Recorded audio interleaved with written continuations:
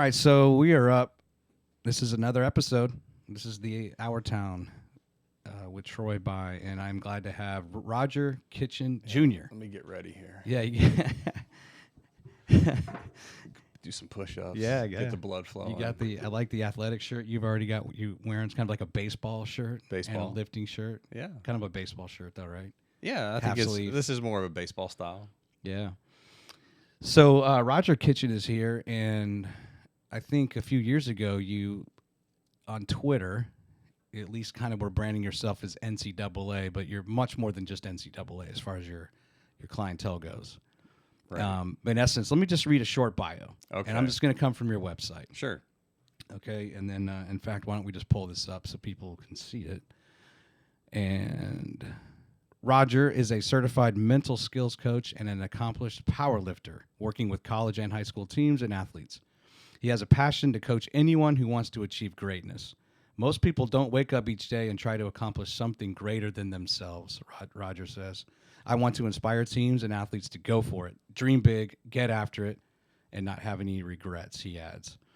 It was fun doing research on you. Oh, boy. And kind of, just getting ready for today. Okay. Seeing you on actually you interviewed different people. I did. Like one lady was the volleyball player, Sanaa. Right. I saw that one that you had on Instagram. And then I think a local CrossFit gym here. I've done, like when I first started this, I kind of was testing my concept, how to work with teams, athletes. And so I started in the CrossFit boxes. And I just went to some CrossFit owners and said, this is what I do. I'm willing to do something free for your CrossFitters. Right. What do you think? And they'd let me come in and work with their athletes. And you had like lifted in your 20s. I and did. Then you kind of get back into it like around 2016. You're at That's work. true. And I think you're probably talking with a lot of times you hey, how was your weekend? And you're talking to your buddy, your cubicle mate, your office mate, whatever.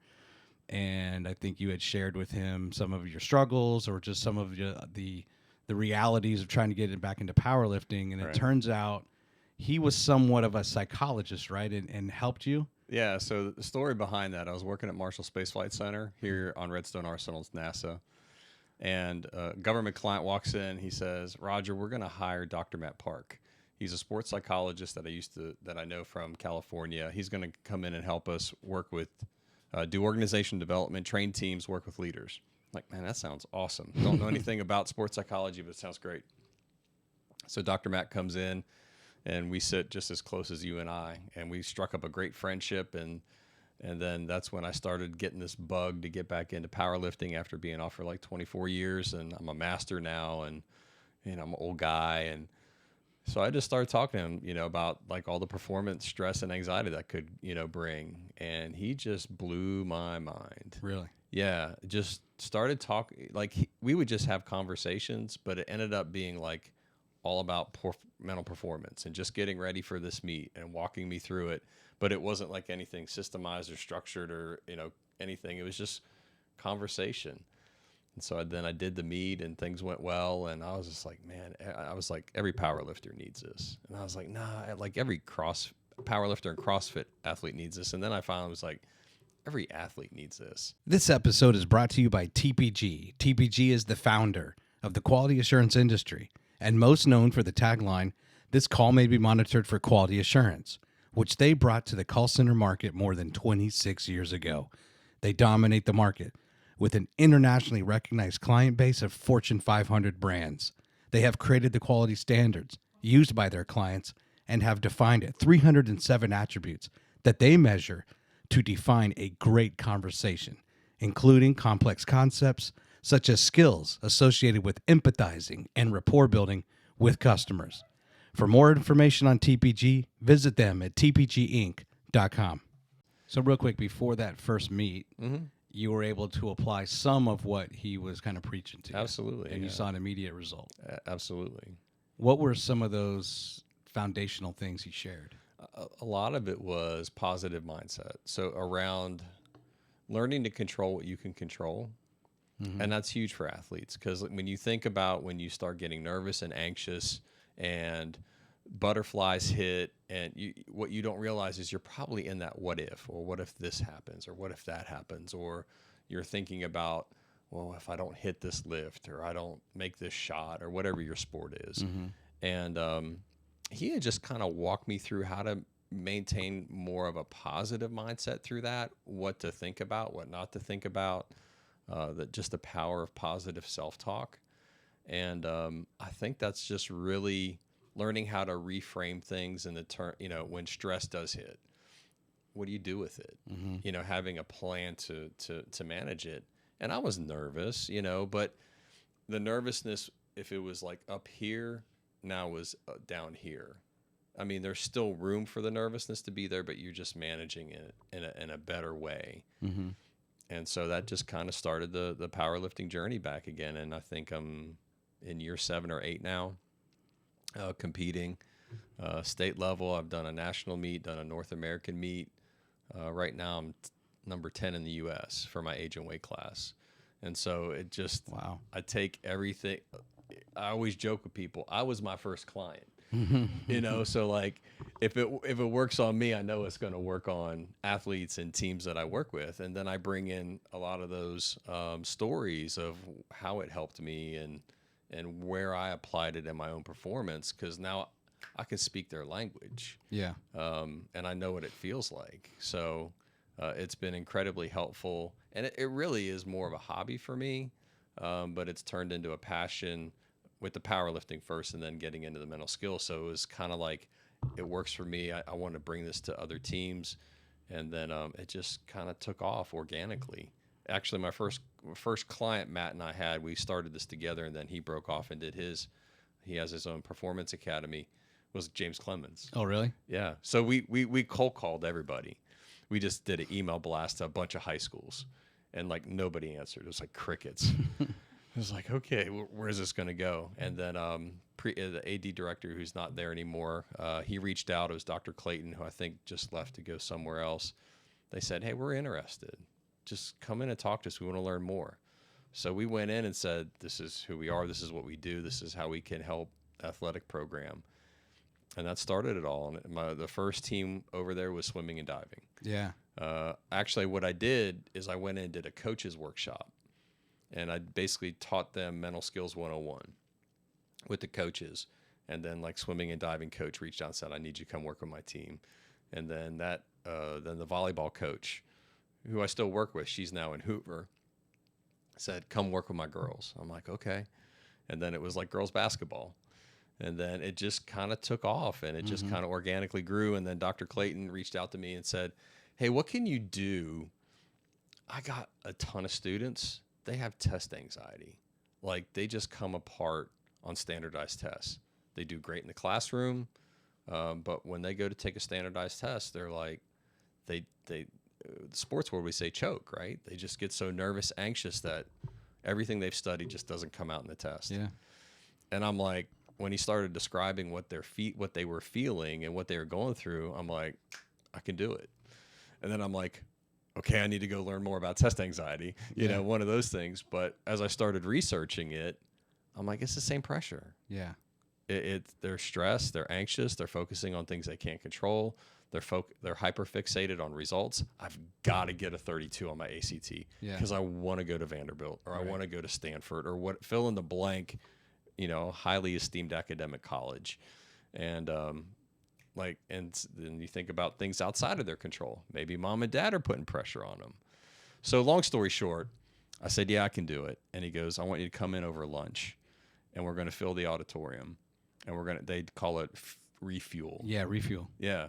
So I went in during a couple refuel sessions. Yeah. And I would just do mental performance for taking a standardized test. And then like the softball coach was like sending all of her girls to come to that because they're like, they're fine on standardized tests, but I need help with the softball team. Yeah. And then it, like I said, it just kind of organically grew from there.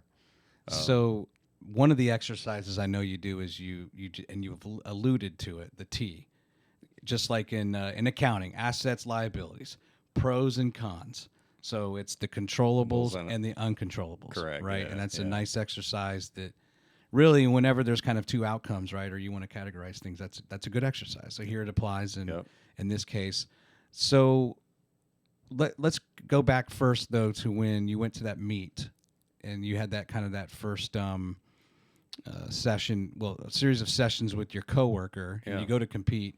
I'm assuming he had asked you to do that, or is thinking about the uncontrollables, and it's hard. I guess the reason I'm bringing this up when it comes to like weightlifting or powerlifting, Right. I think of other things where you can't control, but as I was thinking about this, I was like, wow, how much of it really is?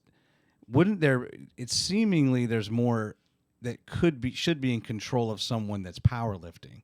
But help me walk through what is the uncontrollables. Oh, wow. So when it comes to that, I think it's easy. Let me start with the controllables. Okay. Because that list gets it usually is very small. Mm-hmm. It really comes down to effort. So you can control the effort you bring.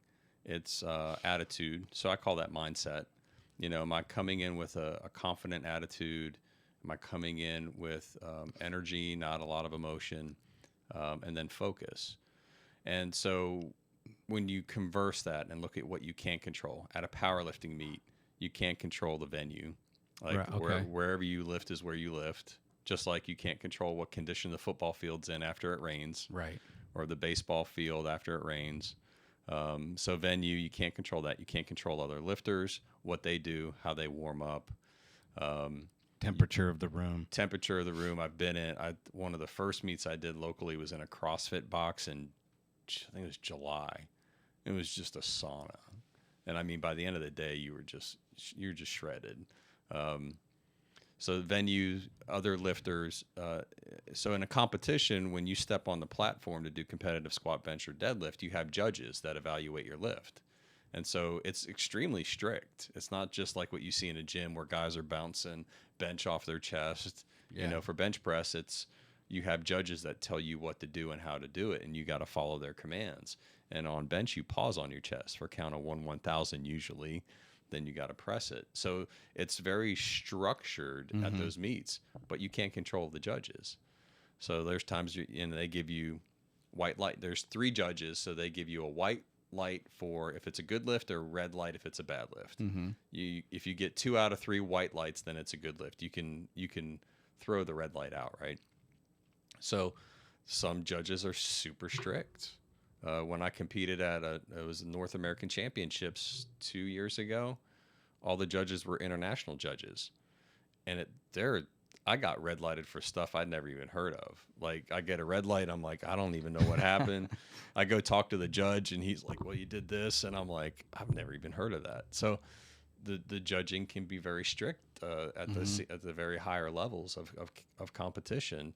So you may not be able to control the night of sleep you had. Yeah. Because maybe you're nervous or whatever. It's just maybe it was a rough week. So, I mean, there's so many things outside of your control that you learn to focus only on what you can control. Mm-hmm. And, when you start feeling nervous and anxious, that's probably a sign that you're like, I'm probably thinking about stuff I can't control. I always say that's like your check engine light on a car. There is a certain amount of stress and nervousness that is good for you. And a lot of times what we don't realize is the same emotions that I'm feeling when I'm like excited and I'm confident are the same emotions and feelings as when I'm nervous and stressed. It's just how I'm interpreting it. Your body's actually getting ready to perform. So it's learning in your mind, hey, I'm getting ready to do something good. This isn't anything bad. But you just get super specific on things that you can control and know what you can't control. And over time, it's a mental skill. It's a skill because it's a mental skill, and you got to work on it. Mm-hmm. But over time, you think about those things you can't control, and you just learn to put your attention focus on things you can control. Yeah. Think about in your line of work, business development. Yeah. If you could land, how much is outside of your control? Proposals work, meetings, and everything you do to go in to get that contract.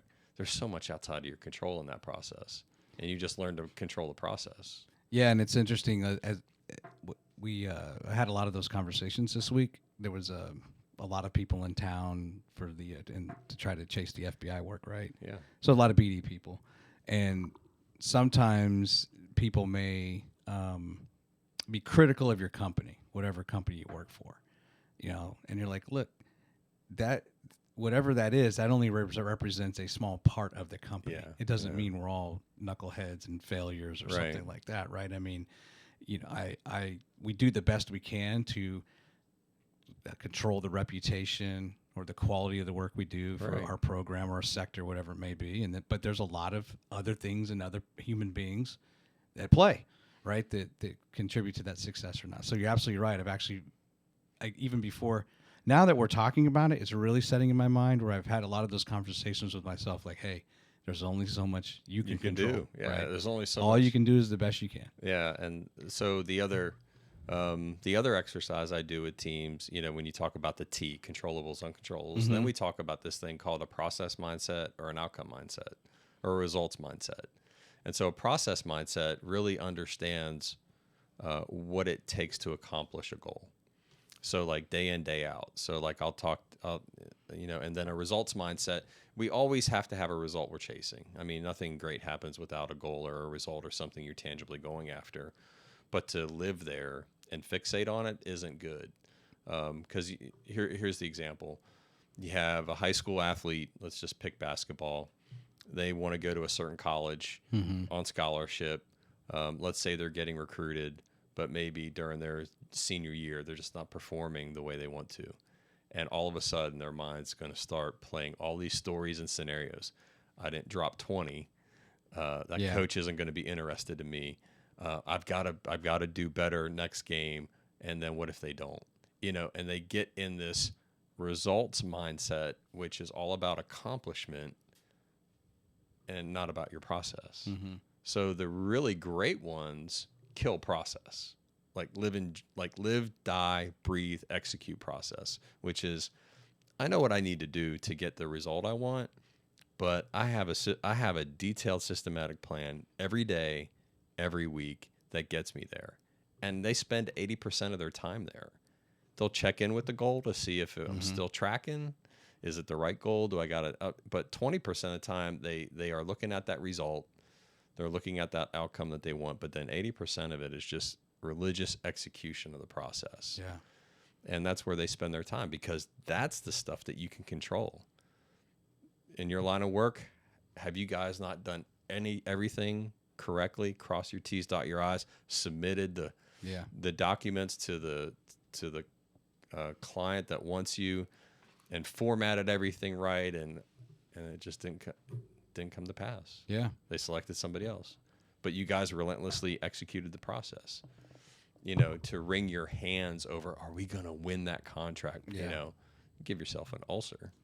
Well, it's like even when I was just talking earlier about if we were dependent right now on, if this was live, if the internet goes out, I can't do anything about that. And that's Right. happened to me when I was doing games in the past, right? I would do everything I could do to control the software version, how we built the screens, Yep. For the viewers, how you build your story, your script, blah, blah, Right. blah.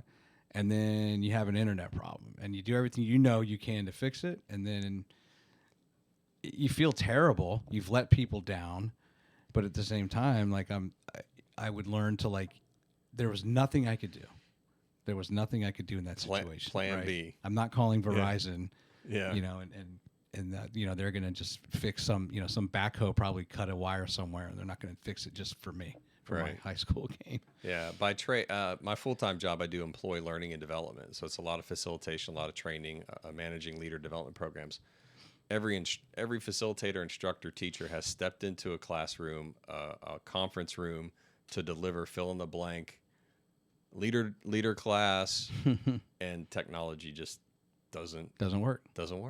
And I've learned to have a plan B, C, and D, and just, if this doesn't work, then early in my career, I freaked out because I'm like, these people are going to think I'm incompetent, and they're not going to want Roger Kitchen back. And, you play all these stories in your head. Yeah. And then after over, just time and experience, and, you're like, okay, Yeah. just plan B. And if plan B doesn't work, I got a plan C, but you just roll with it. You learn to roll with it. So somewhat going back to that process, it almost feels like, you need to enjoy practice. If it's an athlete, Mm. right, and there's games, football's once a week, soccer, baseball, maybe a few times a week, cross country, doesn't matter what it is. Right. Fill in the blank sport. It's or some of the passion is, do you love, I guess if you love the sport enough, and then you really need to fall in love with, it's kind of like this term I've heard of, embracing the suck. Yeah, it sucks. No one really likes to go and practice, or the different elements of practice. If you're a runner, right, you better hit the pavement. But when you learn that that's like, it's sometime it's going to be over, right? You're only going to be young, or enjoy this moment. Yeah. So it's almost like, and I don't know if you do this exercise with kids, like you just have to enjoy the whole journey, right? Every workout. And I think once you get there, then you understand. Like, I actually like to be in the gym and be sweaty and hot, Right. and kind of just for a moment take in that feeling, like I feel good. Right. Even though a few hours later you might be a little sore, you might be moving around a little bit slowly. Yeah. But I think that's kind of what you're getting at too, with not just it's falling in love or really being dedicated to the process. You can tell the difference between athletes who like their sport and love it. There's just a different mentality. It's a different way they approach things. It's very easy to see who likes it, who loves it.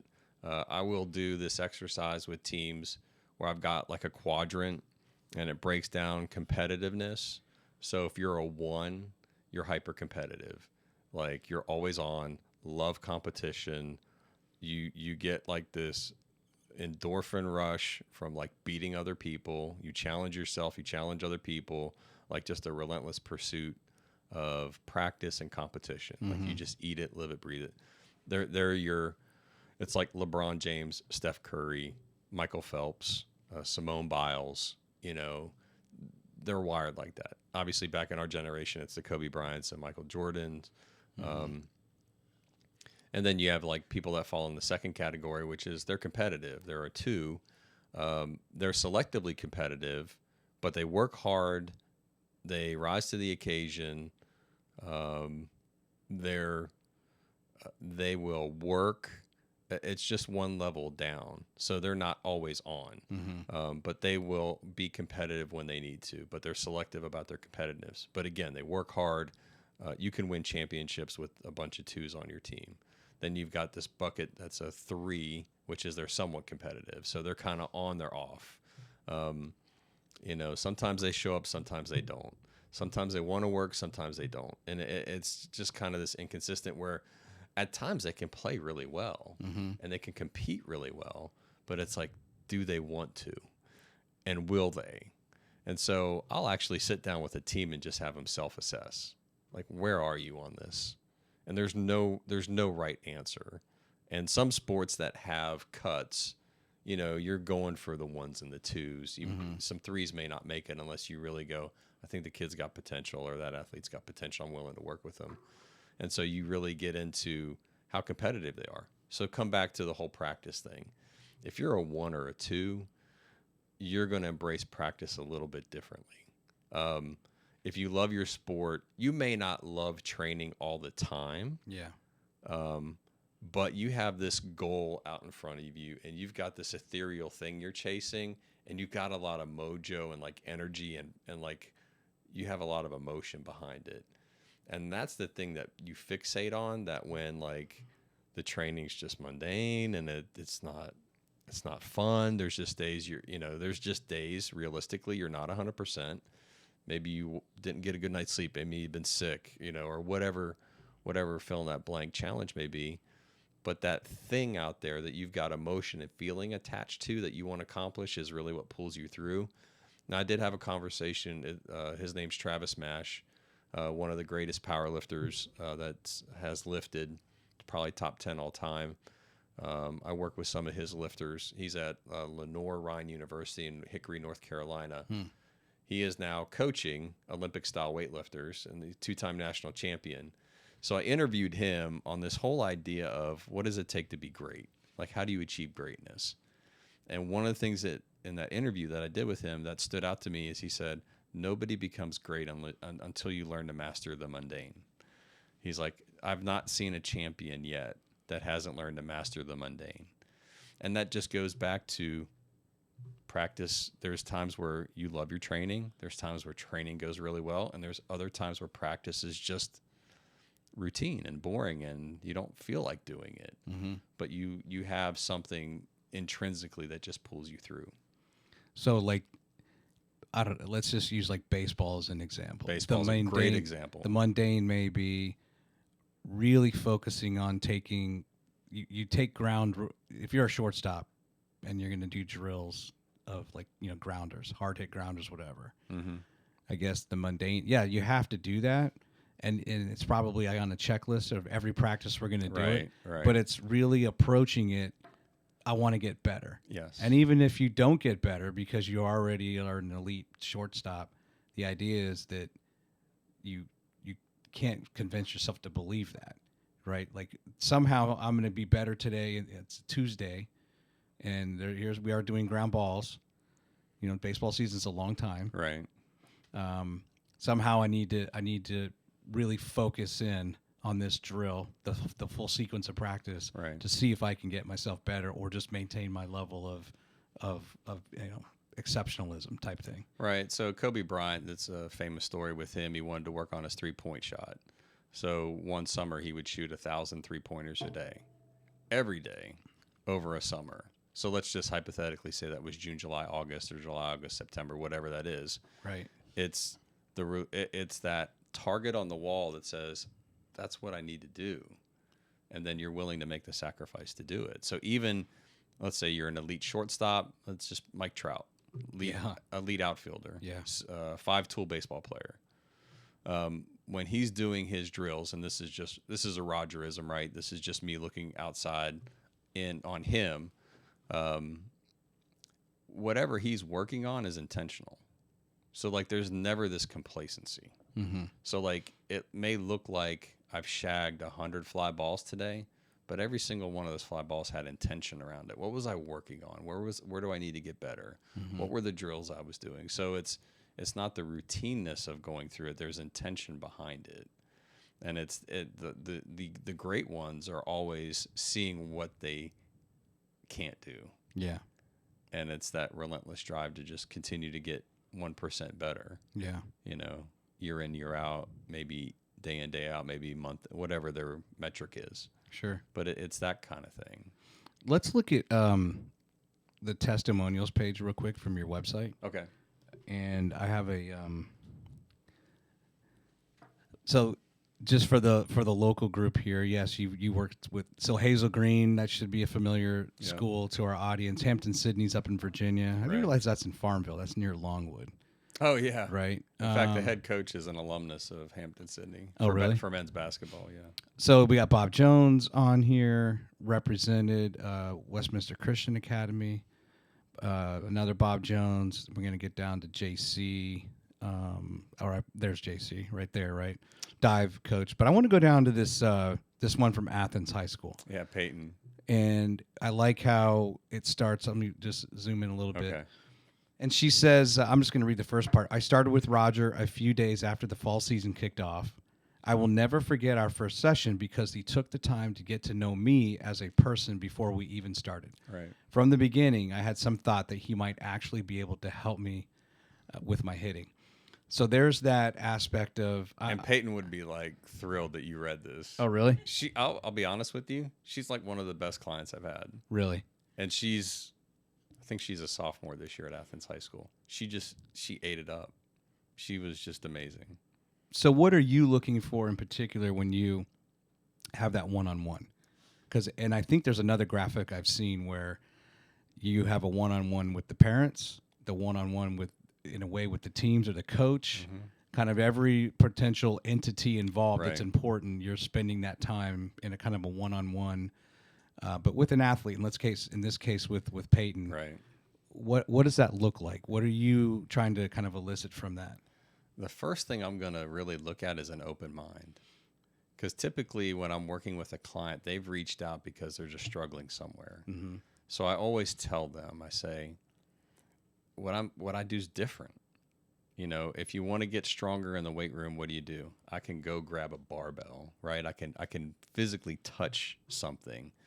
If you want to get faster, maybe you'll go to a track and work on. So you can physically go do something. I'm a strength and conditioning coach for your mind. So everything we're working on is between your ears. It's how you feel. It's how you manage emotion. It's how you think. And it's different. So I do this little exercise. You guys can do it with me. Just kind of take your hands like this and just close like that. Okay. I'll do that. There we go. You got it? Yeah. Okay. So what thumb? You know, my left thumb is over my right thumb. My right is over my left. You're right? I'm right. Okay. So you're right. You got the right? Yeah. So that means the people with right over left are more intelligent. No, I'm lying. I don't know man. that. I just made that up. We're But okay, so you see your thumb placement? Okay, take your hands apart. yeah. Now reverse that. Do the opposite thumb. Okay. What'd Feels a little different. What'd that feel like? Yeah, it's weird. It's weird, right? Less natural. It's less natural. It's weird. And I say that's just exactly what it's going to feel like. It's exactly what it's going to feel like. At times it may feel disingenuous.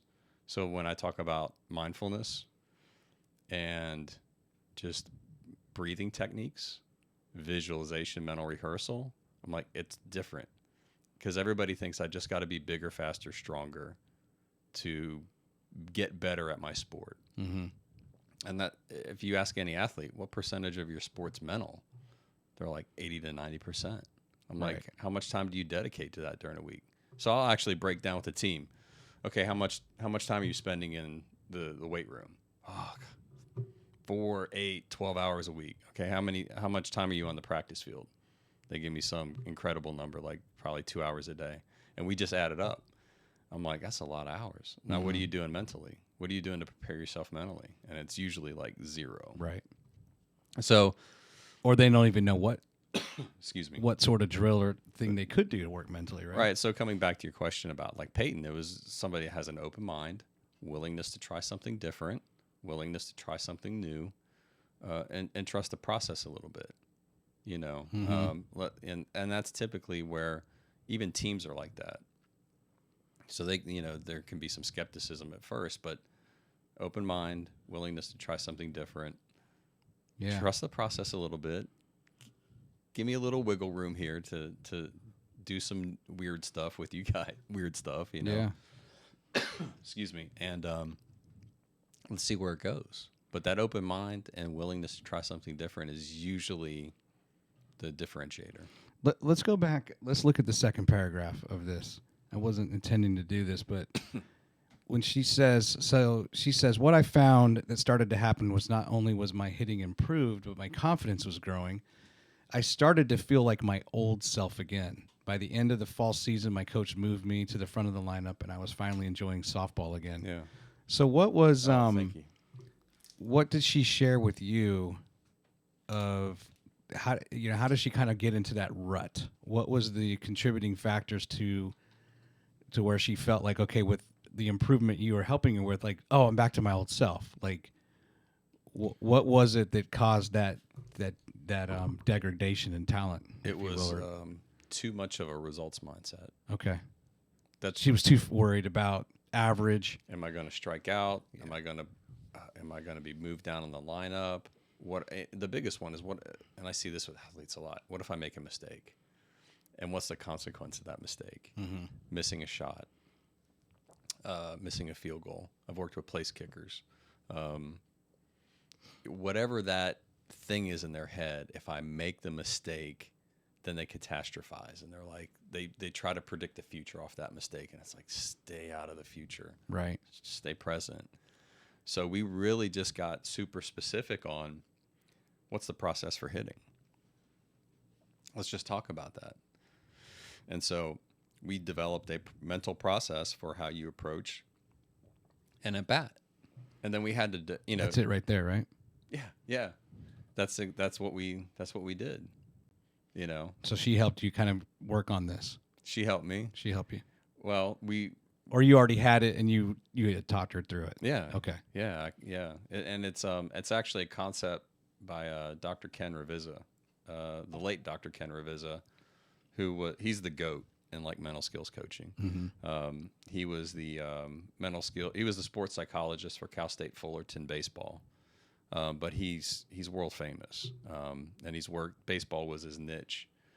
And so he had developed this process, and when you walk a hitter through this, you get them off the result. It's just everything in your control and everything about your process. And when you learn to go there and you train your mind to go there, the thing I tell any team or athlete or coach is, I can't guarantee results. So like, Roger, I need somebody to help me win a championship, or I gotta, fill in the blank accomplishment. I'm like, I can't guarantee it. Yeah. Because there's too much outside of my control in that process. I can give you things to control. We can talk about how to control things, but controlling things it's habitual. Yeah. You've got to work on it. You got to practice it, just like hitting a baseball or hitting a softball. And so, Peyton and I just walked through this process. And just when she got off the result and started working the process, things just turned around. Yeah, and baseball is one of those, and softball is definitely, you fall into the world of superstition. Oh, yeah. And you were 2 for 3 and you had Red Sox, so you're always going to wear Red Sox or a quarter in your pocket. Or So when I was a kid, I talked to a coach when the coach was a kid, like he wouldn't wash his uniform for a whole season. Right. So there's a difference between routine and superstition. Good habits, good processes, good routines need to trump superstition every day and twice on Sunday. Well, and the hardest part of that graphic likely is when you're in the dugout. It's one thing when, okay, I know I'm going to hit this inning, and I'm in the hole, and there's no outs. I'm going to be hitting in this inning. Right. That's one thing versus there's 2 outs and I'm in the hole. And I would imagine that's kind of what you're working through with the controllables and uncontrollables, and staying focused and staying in the routine or in game mode, whatever it might be, right? Right. They progress through that. Yeah, you're giving them a process so when they're not at bat. Right. Because it's easy to sit there, and I've seen athletes do it, bad at bat, or they make a couple errors in the field, and then they're inside their head in the dugout ruminating over it. There's just a mess. Mm-hmm. So it's giving them processes, routines that take up that time so that you're just not sitting there thinking. Yeah. You learn to default to your routines and your habits, so that because it's a process you can control, and the ones that get really good at it learn to let go of those mistakes pretty quick, and they just move on to the next play. Do you have? So I would, off the top of my head, I'm just thinking of the different sports. I'm thinking of like baseball, basketball, maybe golf. Where you can go into slumps, or you hit some really bad stress. They seem to be far more mental. Like you just can compound that. Maybe I guess in football can be a kicker, where it's kind of quarterback. They can't make the throw. There's other positions, I guess, seemingly, if you miss a block, maybe it doesn't ruin the whole play. Right. But if you're the quarterback and you miss the throw, well, everybody knows 2 you to missed 3 the interceptions throw. in a game. Right. Yeah. But how is it? So is there? Have you been able to measure in a way those that are in a perceived slump as you've worked with athletes, and then they start applying this, they start working with you, similar to Peyton, where they kind of either in that season come out of the slump or have told you, hey, what you taught me really, maybe prevented it because I'm not beating myself up. And I think that's that we're so mean to ourselves, right? And I think that's part of your training is to not beat yourself up, not say those nasty things, and try to maintain a positive disposition, positive attitude. Can you talk about that?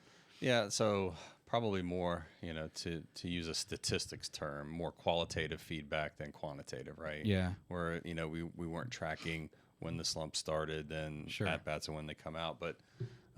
Somebody like Peyton or even a place kicker, once you work with them, there's a time frame by which, I worked one time. I had a dad reach out to me who was a middle school baseball player, and it just was struggling at the plate hitting, and actually went out to the field where he played, and we went through some kind of mental rehearsal and the dugout routine with him. And then they went to a tournament that weekend. So I was texting the dad. I'm like, so, how did so-and-so do? He's like, different kid. Just different kid. And it just because you just learn to think differently. You're thinking differently. One of my mantras is that you got to think differently to perform differently in the positive sense. So it's that feedback that you get that says, yeah, I feel like I'm hitting better. That kind of thing. So when you work with, even though, as we read about Peyton and the one-on-one, and you're going to do a one-on-one with every athlete for the most part, right, that you work with, is it highly customized to that individual, or are you pretty much the stuff that you have that's tried and true that works is pretty much going to be a one-size-fits-all no matter who that subject is? I think it's customized. Is it? Yeah, because there's going to be athletes that... So let the sports psychology, there are foundational concepts, mental performance concepts. Each athlete, I think, is a little different. One athlete that I worked with on the Hampton-Sydney team, the men's basketball team up in Farmville, just loved mindfulness. Just loved it. Loved the whole mindfulness thing. That's like his jam. Really? So, like, that's kind of where we go. Like, when we have conversations and if I travel with the team, that's just the thing that really resonates with him. Working with an Olympic-style weightlifter right now in college, and we're really working on positive self-talk right now and how to mentally rehearse. She's got nationals at the end of this month, collegiate national. I don't think it's collegiate nationals. I think it's U.S. nationals. But she's competing as a college student. And like for her, it's the positive self-talk and how that impacts confidence. So, when Peyton says Roger spent time with me to really get to know me, that's what I've got to spend time with them just to understand what makes them tick and who they are as a person, and just, kind of hang out and talk with them. And then you really start digging into, okay, what's really going to work with them. So it's the old analogy, you have a toolbox, but it's learning to pull the right tool for the job that's, you need to do. Yeah. And so there's just different things that resonate with different athletes. We've been touching on it, but I think we need to mention these are your, in the bulleted list there, those first four apply to the individuals where you work, where as far as number one, you work on increasing self-confidence, improving their focus, performing under pressure, and achieving goals. And then when you work with a team, it's creating that positive team culture. Right. So I do some exercises like workshops, sessions, for whatever word you want to use, with a team to help work on that team culture. It's really cool that when you see a team buy into the mental skills aspect, how that just improves team culture overall. Everybody's, working towards the same goal mentally. Everybody's working towards the same objective. And just how that cohesion just naturally comes in there. Yeah. So it's pretty neat to see that happen too. There's some pretty cool exercises that you do, right? Like balancing. Can you talk through some of those activities? I think I saw them on your Instagram. Yeah. So I did. Where did I pick this up? So there was ESPN 30 for 30. It was called The Cave of Agilum. And it was a martial arts instructor in an inner city middle school. And so he had set up a martial arts program, and it really was around like kids that just struggled to be in school, behavior issues or academics. And so it was free if the kids wanted to do it, but he had all these different focus exercises. Like if you haven't seen it, it's a really, really good ESPN 30 for 30. And so one of the exercises he had him do was balance a ball on a stick. And he would try to distract him and do all these things. And I'm like, look, it's funny in kind of the line of work that we do, even in like my career with employee learning and development, it's the case method, copy and steal everything. Like everybody's kind of taking everybody else's stuff. But I went to Hobby Lobby. I bought a bunch of stuff. I got some dowel rods. Yeah. I got these wooden stars that are about maybe 2 to 3 inches wide. And my wife helped me, and she hot glued them on. And I got these little foam balls. And so I took it into Bob Jones Baseball. this season because they were making a really strong run. They ended up Elite Eight. And so we were the coach called me and said, one of the things we struggle with is focus, in the sense where we have a tendency to let the other team get inside of our head and the fans. So we've got to learn to block out that and learn to block that adversity out. So I'm like, okay, that's the focus muscle. Focus is a muscle. You can develop it and make it stronger. Mm-hmm. And so we did. I said, here's what we're going to do. I said, here's how you do it. So I showed him how to do it. You know, dowel rod with the star on the top and the foam ball. I'm like, I just want you to sit there. I don't want you to look at it, and just keep the ball balanced. And, you know, at first you're like dropping the ball and it's falling offside. But as I kind of got the hang of it, I'm like, okay, round 2. Let's see who can do it the longest. And so, you know, we did round 2. And then, you know, a couple guys, I think like 5 or 6 guys. We would have been there all night. Some guys really got it down. And then I said, all right, here's round 3. For the 5 or 6 guys that got it, the other teammates can now distract you. Can't touch you. Yeah. But they can start talking in your head, and they can come in and do, you know, wait, but don't hit the person. And so we practiced it. We practiced focus and learning how to just block it out. And there's a great picture of one of the athletes on the Bob Jones baseball team. His name's C.J. Bush. He just got a scholarship to go play for junior college here in Alabama. He just literally just sat there, and you couldn't get him distracted. Really? He was just locked in. And I mean, guys are screaming at each other and doing all kinds of crazy stuff. But yeah, focus is a muscle, and it's a simple exercise to reinforce what you want on the field. And did he indicate, like, I couldn't even hear it? There's just guys that can block it out. Yeah. Even if they do hear it, they can just block it out. They're just, you know, they just get locked in and they just block it out. I guess that's the difference between hearing and listening. Like, listening Probably, would be like you're trying to understand, or Right. you're affected in some way, right, by it being what's said, versus just you hear it. But you know, anecdotally, if you talk to athletes that go into the zone, you know, they'll say everything just slowed down. I was super confident. It felt effortless, and I really just lost sight of the crowd. You know, it just blocked it out. Yeah, they don't hear it.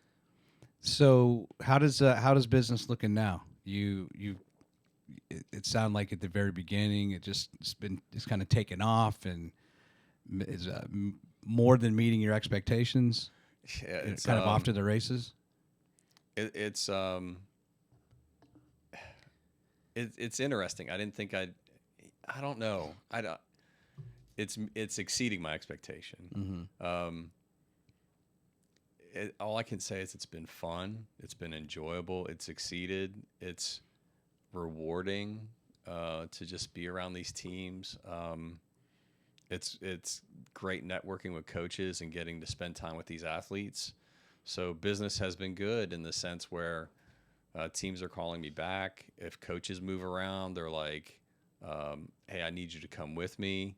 Like when you pulled up the testimonial page, the coach for Hazel Green, Coach Wilburn, like when he took that job, he called me. He's like, you're one of the first guys I want to talk to. Really? Yeah. He's like, because I need you to come with me. I'm like, let's go.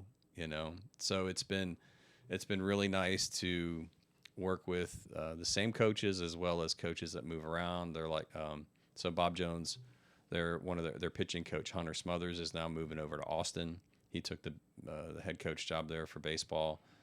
And he's like, I need you to come with me. So I'm like, okay, I start working with them next week. Okay. And I'm going to work with them in the fall and then in the spring too. So yeah, it's been great. So really the long-term plan for me is trying to pick up some more college teams. That's one thing. Also getting more involved in like workshops, coaches workshops. Mm-hmm. Is another goal for me. And then from there, I just got off the phone with a friend of mine. He's an NBA mental skills coach, and he's doing mental skills camps. So it's called Palms Down Basketball. Oh, yeah, I got a picture with that. Yeah, Palms Down Basketball. His name's Graham Betchart. He worked with the Sacramento Kings this year. He's been around the NBA forever. There it is. Yeah, Graham the guide. That's his. What is the whole palms down thing? Because I've seen Yeah. several pictures on your Instagram where the teams are doing it. Right. Is that a So think about in basketball, and his niche is basketball. When a ref blows a call on you, maybe like the second or third time, that body what's the natural body language? yeah, gotcha. Palms up, right? Yeah. Palms up is that just it's the universal sign that I'm out of control. Because you'll see palms go up and then maybe they're angry and they're going after the ref or they're in another player's face. And guess what? The calls never get overturned. So no matter what you think, you're guilty. People will. Basketball players are going to get emotional. Yeah, that it's part of the game. But you learn, even if you lose your cool, you learn to just go on to the next play. You learn to kind of reel it in really quick. We call it next play speed, which is I just move on to the next play in less than 3 seconds. Yeah. So the palms down mindset is it's that physical cue to step back and make the right choice and control my emotion in that moment. So I started using it with my teams, and it just took off. Like Hampton Sydney loved it. Like to the point where they're like, if something happened in a game and a player started getting emotional, the bench was just putting their hands out like this. And like the fans would come up to the head coach like, what is this thing you're doing with like palms down? Like what? And the coach would explain it.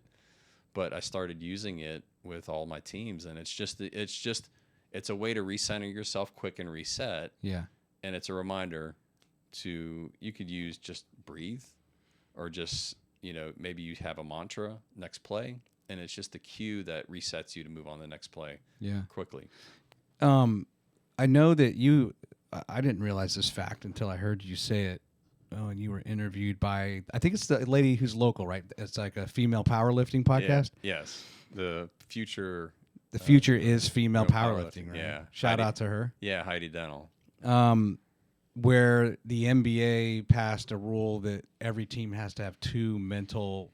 So there's the NBA Players Association. Yeah. Passed whatever it is, policy, I guess is probably the right word. Was it 2-3 years ago? I think it was probably during when Corona hit and before they went into the bubble. Yeah, every team had to have a clinical psychologist too. Okay. And so every team in the NBA has 2 clinical psychologists as a resource for players. And then many teams hire mental skills coaches or mental performance coaches as like a supplement. Each have different roles. And so, it's NBA really stepped up. Well, and I'm assuming that you were seeing more of that at the collegiate level. Oh, yeah. And now it sounds like what you are perhaps a part of is, I don't know if it's beyond grassroots, but getting more at the high school level. So, it is. So going back, taking one step back to the professional level, when you look at Major League Baseball, every team has sports psychologists. Every team has mental skills coaches. Mm-hmm. Like if you're not, it's unusual. Sure. So, and that is segueing into every professional sport. Your big Division I programs all have sports psychologists or mental performance coaches. If they don't, then they're contracting with them. And you're starting to see like your mid-tier programs now that are starting to bring in mental performance coaches too. Like the 1AA or the Division So 3. you think of like a mid-tier program would be like in basketball, here locally, it's like a Lipscomb Belmont, Middle Tennessee State. Okay. So it's like programs like that are equivalent that are starting to pick up on it as well. So high school doesn't really have it. Mm-hmm. So as somebody asked me the other day, they're like, this is kind of your niche here in the area, like, for Huntsville. I'm like, I think I'm the only one doing it in the state of Alabama. It's not, it needs to be at the high school level so bad because number one, if you do have athletes that want to go play in college, and I don't care where they play, junior college, NAIA, Division 1, 2, or 3, like when you get to that level, regardless of where you're at, it's just different. Mm-hmm. There's so much great talent in any of those avenues. Like you're not the guy anymore, you're not the girl, everybody's equal. And it's just a different environment. So it's the transition to that environment can be difficult, academic transition can be difficult. So this isn't just an athletic skill; it's a life skill. Learning how to handle those transitions, and so like getting it to the high school level is critical to set them up for success. Because like what I tell when I work with high school teams, I'm like, how many want to go, play in college? Just a lot of people raise their hand. How many would like to play a Division I program? Like a lot of people raise their hand. I said, when you get there, you're going to meet a version of me, just different. They're already doing it. Yeah. So like getting you ahead of the curve is essential. The director for mental health for the NBA Players Association is Dr. William Parham. I just cold called him one day. He's a professor. I think it's a university in California, Loyola Marymount. I think is right. So I just reached out to him. I'm like, I just want to know more about what's going on in the NBA from a mental health perspective. Just and he took my call, set it up with his secretary. And we got on the subject of what's happening in the bubble, what's happening in the NBA, what the NBA Players Associations, all this positive stuff. And he just asked me, what are you doing? And I told him I was, working with high schools. He's like, that's where we need it. He's like, if we can, the earlier the better. If you look at a gentleman by the name of George Mumford, who wrote The Mindful Athlete, he was Kobe Bryant, Michael Jordan's sports psychologist. He's the father of like Zen stuff for Phil Jackson, right? Oh yeah, so he was he was with Phil Jackson during the 6 championships, 3 with the Bulls and 3 with the Lakers. George Mumford's early work was like working in prisons, working with drug addicts, and working with like really really young kids that either had. I believe I'll have to. You can fact check me on this, but starting with kids like in alternative education behavioral issues to help them with mindfulness and controlling their emotions and working with them on the mindfulness and how it benefits them from a behavior and academic performance standard. So that's kind of where it started, but like the younger the better, like, getting into high schools and colleges is just critical. Yeah. Let's show. I want to show one other thing. Sure. One of your famous acronyms. It's on a T-shirt here, and if you can talk about that as far as what's important now. So that's a concept that. Let me do this. Just make it look better. There we go. There we go. Yeah. So what's important now? That's a concept that Graham Betchart came up with. It's pretty common, just in mental performance anyway, but. He popularized it through, he has a book called Play Present for basketball players. And it's something that we've talked about a lot, but it's learning how to stay present, not dwelling on a mistake that happened last quarter, last inning, last game, not going into the future. Like, what if we're going to win? What if I blow? It's like when you need to reset. And so this is very much like a palms down technique. You ask yourself what's important now. And that was from Westminster Christian Academy. Coach LeBlanc for the football team, he had those shirts printed. And for them, their mantra was the moment. Like, let's win the moment. Like, what's the most important thing? Like, right now. Right now. Right now is the most important thing. So the moment. Go win the moment. And like the really good athletes learn how to play one down at a time, one inning at a time, one pitch at a time, one play at a time. One of my first early clients in Huntsville was UH hockey when the hockey team was there. So I went over and met with Coach Corbett at the time when he was there. I said, this is what I do. Said, love to work with your team. He said, let's go. So we ended up working with them the first half of their season because most of their home games at the VBC were at the VBC, and then they hit the road second half of the year, and they were all over the States. But we got the guys to work one shift at a time. Like in hockey, it's your line. Yeah. Just one shift at a time. Just one shift at a time. Just go win your shift, and we got them to do that. And they had a really good homestand that season. They played really well. But it was getting the athletes back to just win the moment, one thing at a time. Yeah. Don't go live in the future. Don't stay in the past. Just stay present. It's interesting. A lot of times we'll talk about how things we learned in sports and team sports will translate into business. Right. And I want to say fairly rarely would I say something like, "Oh, something I learned in business I would apply to sports." But that concept, there was a Gartner. You know how they do their quad. Yeah. And there's this one I remember taking a leadership development course, and it's that quadrant of like always focus on what's most urgent and most important. Yeah, it's the time. That type of thing. Yeah. Right? How you do your time. Yeah. And even just managing, even as adults, you're 52, right? Yes. And you started powerlifting when you're 45, which is 40, somewhere 46, in there, somewhere in 45. there, Yeah. which is amazing. And I don't know why I brought that up. I figured I just wanted to highlight. You don't look like you're 52. Well, I appreciate that. And I don't know if I look 47. Maybe I do. Well, 37.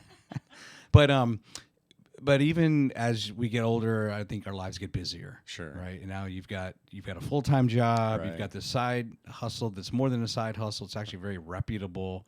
I think I would discredit by calling it a side hustle. It's an extension of your profession. Right? I appreciate that. But I even when I do like the podcast, it'll be like, I want to make sure that when I interview Roger, that I'm putting the right time and attention into the interview, right? Right. And there's all these other things that have happened this week. Sure. But all I can do is I've learned, like, okay, you can do a good show, and you know what you need to do as far as the amount of time to put into it. Right.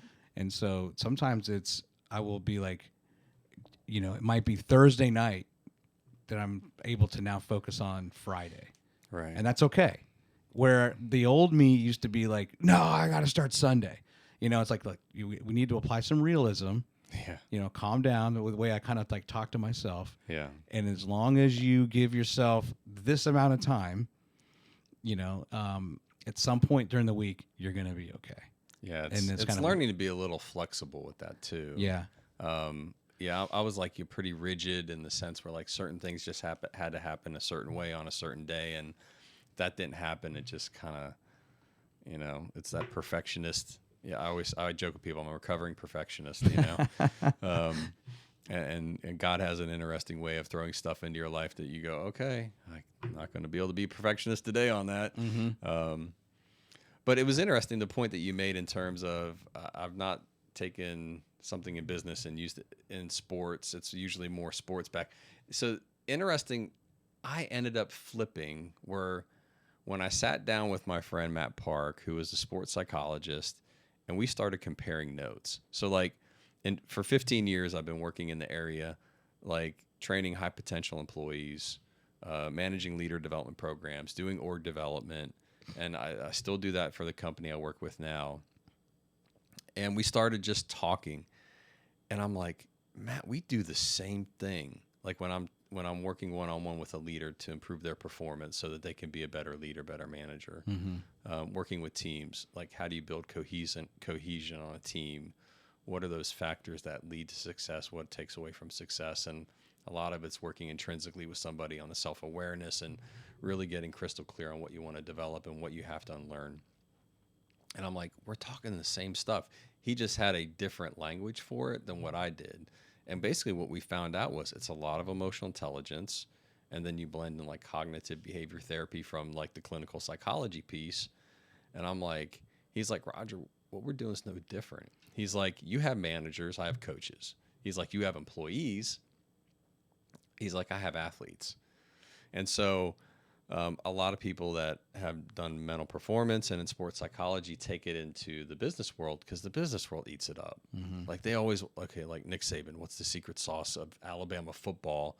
I'm going to apply that at my company, and then Bill Belichick fill in the blank successful sports team, Phil Jackson, Joe Torre with the Yankees, whatever sport. They're like, I want the secret sauce from athletics, and I want to apply it to my company. But I was like, I actually was opposite. I was like, I'm doing all this already in business. Now I get to do it in teams. So you just change the language and the approach. Yeah. It's the same stuff. It's just delivered differently. I want to highlight, speaking of athletes, one came from that same interview you did with, what was her name again for the female powerlifting? Oh, Heidi Dental. Heidi. Yeah. You had mentioned how LeBron during like a timeout Mm-hmm. in some pivotal playoff game sits down on the bench and just takes like 3 or 4 like deep breaths, cleansing breaths, Yeah, right, just yeah. to calm down. And then the other was actually something from the Instagram. I didn't hear the audio, but I think what happened was it was Shaka Smart, I believe, when he was Oh, at yeah. VCU, Yeah. and they had come out of a timeout or a TV timeout, so they come back to the coverage. The play has resumed, and then they're going down to, I think, down to like the sideline reporter. This is what I'm inferring. And he's saying, "Hey guys, I just saw something you normally don't see." Yep. The first 15 or 20 seconds of that timeout, he had his whole team going through a breathing exercise, Yeah. which kind of goes back to the whole mental versus, how much of sports is mental versus physical. I mean, look, if you're in the NCAA tournament, by that point, you've been through all the drills, you're physically in shape, Yeah. you hopefully have prepped for that team you're playing, and or you're going to run a play that you've run many more times. Right. So why not use 15 or 20 seconds of that timeout to do something extremely important and just have a whatever your team needs. And if your team needs just hey, we need to take some deep breaths together, and then we'll be fine. We're going to drop a quick play, get out there and execute. Yeah. So on a 60-second timeout, it's 20-20-20. So 20 seconds of breathing. You'll see the coach say, okay, what are you guys seeing on the court for 20 seconds? Mm-hmm. Tell me what you're seeing. Because as much as a coach wants to think they see everything, they don't. And then for 20 seconds, he or she will say, this is what I'm seeing and this is what we're going to do. So it's that 20-second, you lead with the 20 seconds of mental relaxation, whatever term you want to use, resetting, reset. And then you go into, all right, what are we going to do? Awesome. Yeah. So was I somewhat right in analyzing that without the audio? Yeah, it was kind pretty of like, good. I think I'm Yeah. guessing here what's going on. Yeah, I mean, and that went viral, because we have never seen anything like that. Yeah. So VCU works with a mental skills coach, Greg Graber, something like that. So they brought him in. The Division I programs, they're using mental performance coaches and mental skills coaches. A lot of the universities have sports psychologists. So yeah, it's like if you're not, then you're losing. Oh boy. Do you have a particular moment that really stands out? I don't know if it's buried in those testimonials or something else, as far as like maybe a highlight, that you share with whether it's your spouse or your family, and or whenever. Just like working with athletes or teams, like something that just stand. Yeah, just something that really like makes you personally proud. Maybe whether or not they won the championship or there were some accolades, just something that personally was a victory for you. Well, I think the work that I'm doing with Coach Kimbrough at Hampton-Sydney College, they've just embraced it. Like they're all in. So it's like amazingly fun to travel with them and just be a part of the team, be on the sideline, take them through mental skill sessions when we go travel. I'll go up there to the university. Just, that's just been a really, really awesome experience. Just in general, working with every team, being around athletes, I love it. It's just so much fun. The one story I do like to tell when it comes to like mindfulness and breathing, and how I always say breathing is the most underrated skill for every athlete, and every athlete's like, breathing, really? That's going to make me perform better? Like, come on, Roger. Like, I'm trying to go D1 here, or like I'm trying to go to the professional level, and like breathing's your thing. Like the mindfulness and the breathing, yes. And we could get into the nerdy science behind how it impacts your brain and your body, but that's, I don't want to put the audience to sleep. But when you learn how to breathe properly and you learn how to help you reset to go on to the next play in less than 3 seconds, it's a superpower. And so one of the last teams I worked with at James Clemens when Coach Waldrop was there was the football team. And I would go in and work with them. And we had played a rival here in town. We beat them, and the smack talk was just so bad that week. Like social media's blowing up. Both teams are like, "We're gonna kill you," blah blah blah blah blah. I actually bumped into one of the assistant coaches, like the week of, and he's like, "Yeah, I hear you working with James Clemens." I'm like, "Yeah." He goes, he started talking. I'm like, "Oh, okay, well, we'll see." we mopped the field with them. And so we're out on the 50-yard line and we're celebrating and everybody's out there and the crowd just starts to disperse a little bit and the whole offensive line, these big, massive guys, Troy. I mean, like I'm looking up at them. Yeah. And they go, Coach K, we thought that breathing stuff was stupid. They go, but it really helps us. And they're like, and like one of them was like, yeah, it just helps me reset on every single play. That's so cool. So they just, I get like there's going to be some natural skepticism by what I do. Because again, you can't touch it. I'm working between your ears. We're talking about feelings and emotions, you know. But yeah, they just kind of stood around me and they're like, yeah, it works. It's not stupid. I'm like, yeah, I know. That's awesome. I told you so. Just trust the process, open mind, be open to a new experience. Just try something different, you know. Let's kind of, it may feel weird and may feel awkward, but like just stick with it. Do you give them assignments to watch certain movies or clips of anything just to, as far as motivation or to really kind of cement like Karate Kid always comes to mind, or yeah. or Hoosiers where they're not allowed to shoot the ball. They in Hoosiers they have to dribble forever and do all these drills, and then in Karate Kid, of course, he's painting the fence and waxing the floor because it's the fundamentals of his wrist action and all that, right? That right. Comes to bear later, but or is there anything that sometimes you do have to? Here, go watch this clip. Go watch this because I can't further try to explain it any better. Sometimes I do a lot of that in my sessions. So we'll like watch a video and then I'll say, let's just talk about it. What do you, here's why I want you to watch it first, but then tell me what resonates with you and just keep it super simple. Less is more. And so I'll do a lot of that, show them different clips, quotes, like the LeBron James video of him on the sideline breathing. Yeah. So okay. Yeah. Do you have any final thoughts, man? It's been great having you on. Yeah, I appreciate it. Final thoughts. I think it's just it's a life skill, learning to control what you can control. Just, having a process mindset. So in my family, last year, my mom had open heart surgery. She almost died. So she was within 48 hours of dying. They had to Metaflight her to UAB, and so she was in the intensive cardiac unit. And I can't say enough about UAB and their intensive cardiac unit. It was amazing. They took such good care of my mom, and they saved her life. So, and your son's about to graduate from there, right?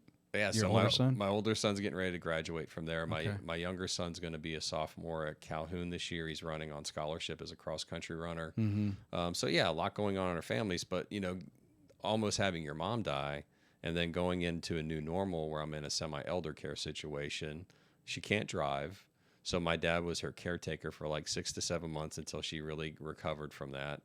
And then just about a month ago, my dad got diagnosed with lung cancer, stage 4.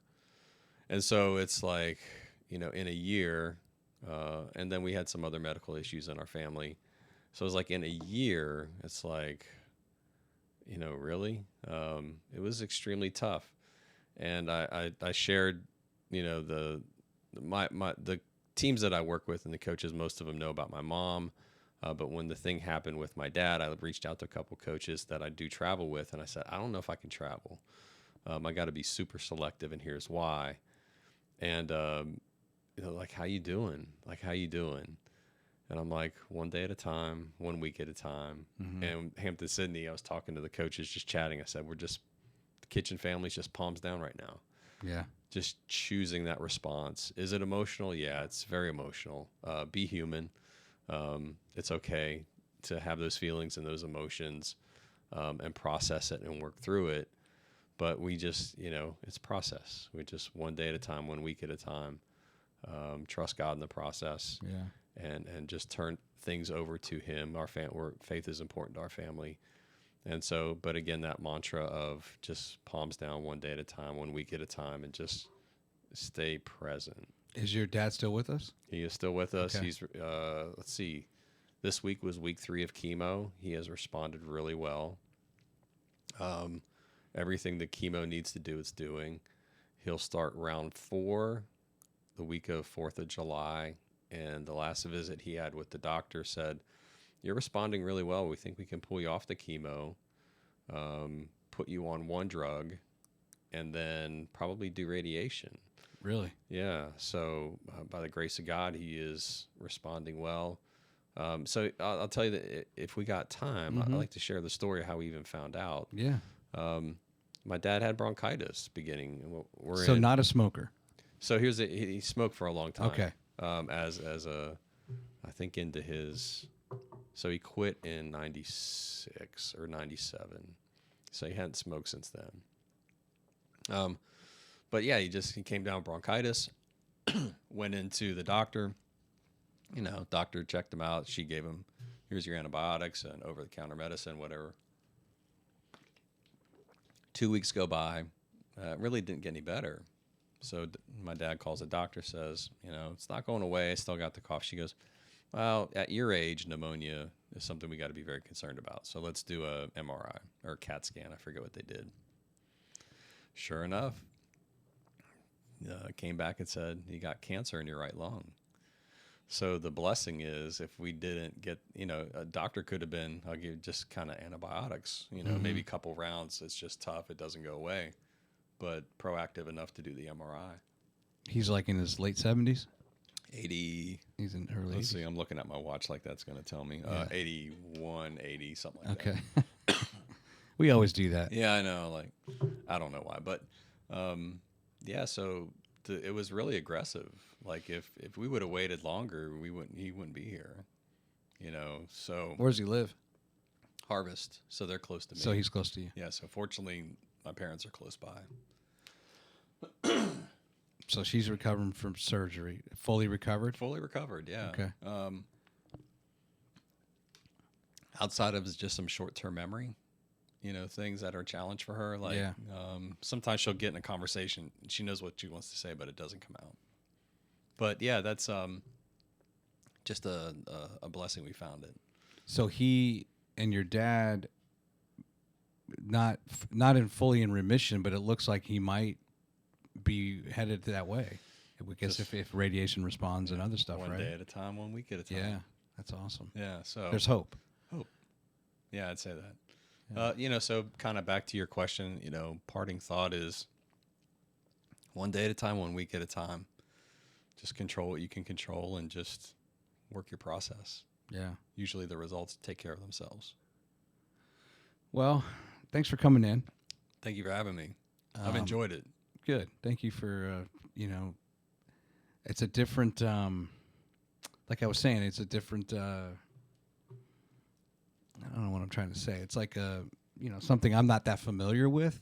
I mean, it's sad the older we get, the further away we get from our glory days, and our athletic career. And I wonder, I probably could have benefited from a mental coach. I'll tell you the reason I do, honestly, the reason I do what I do, outside of feeling called to do it. I was a kid in high school and college that just threw away a lot of academic and athletic opportunity, squandered it because I was just kind of a wild child. Mm-hmm. No work ethic, expected everything just to happen by chance. Just expected to make teams and do things academically, athletically with not putting in the work, and just had a life experience right as I graduated college, got my act together. And then when I met, Matt Park, and we started talking about all this mental performance and sports psychology and him helping me with powerlifting, I was like, now I'm looking for the Roger Kitchens of the world that are maybe talented, but they're just throwing opportunity away. Mm-hmm. So I'm like, when I go in and work with these teams, I don't care where they're at, high school, college, professional, one day, looking at people going, kind of getting their grill. We can't grab face masks anymore in our day, but getting direct with somebody to go, you got all the talent in the world. If you just work, if you would just change these things, or looking at the kid that's like, I don't got the talent, but I can work. Like, give me 10 kids that have a good work ethic, and you can change a lot. Yeah. So it's really finding those. I'm finding kind of the lost Roger Kitchens of the world, and just trying to impact, and I say kids, really young, young adults, that can make a difference in their lives. It would be interesting. We'll never be able to measure this, Right. but some kids don't mature. Some kids mature physically later, in a way, right? That was me. I Mentally, was like a late bloomer in college. Yeah, you look at some kids, and by the time they're 22, they're like, "Oh man, it's too bad you didn't have that body as a 16-year-old, right? You would have been." Or like some junior high kids, they got a full beard, and you're like, "I want to see your birth certificate." But like you touched on it earlier, the number of kids are just not ready for college, or not ready for college athletics, and how there's tons of athletes that probably could have been some of the superstars of today and had outstanding careers that we'll never know because they didn't have the discipline or whatever it was, right, to make it. But now maybe if this proliferates more, and I think it will, because it's just kind of that thing, right? The professional level, the colleges, the money, well, whatever. The good thing too is mental health and wellness is now not stigmatized. It's so easy. Like the NBA bubble really helped that. A lot of athletes coming out have helped that. Pandemic has definitely helped it because I just helped our company launch a resilience program for our company. So we're going to manage the impact of that program on like our mental health and well-being of employees and the pilot, and a lot of other factors that are really important to the company. So yeah, it's easier to talk about now and more accepted. Or like if you reached out to a mental skills coach 10 years ago, it's like, well, what's wrong with you? Now you reach out and it's like that's the best thing you can do. And a lot of athletes aren't waiting till they hit the wall. Yeah. And problem, they're like reaching out so they don't. It's like, don't wait till you're sick to go to the doctor. Yeah. Kind of thing. Be proactive.